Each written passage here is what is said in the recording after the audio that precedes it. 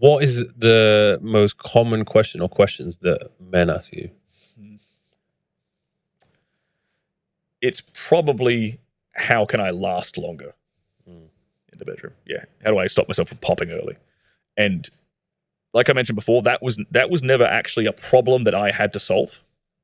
So what I had to do to actually figure out how to fix this problem for a lot of guys, I had to dive into the scientific literature.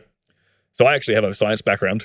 If you didn't know that, I have a degree in chemistry. So I have Really? That's cool. got a double degree in chemistry. So I know how to like read a scientific article and tell if it's bullshit or like, okay, is this study peer reviewed? Is it double blind controlled trial? What's going on here?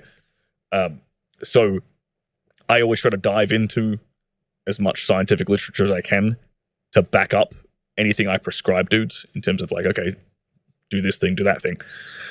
And with preventing like premature ejaculation, I had to combine that with like, I really had to go back in time and be like, what habits do I have or did I cultivate in my teens when I started having sex? What was I doing that allowed me to develop that level of control?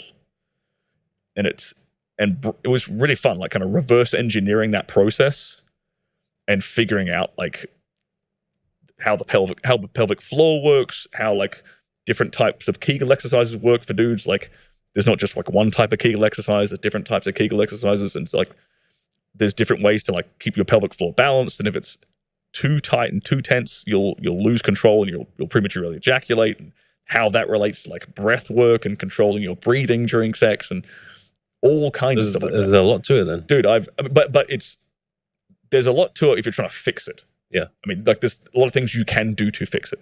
It's not that complicated.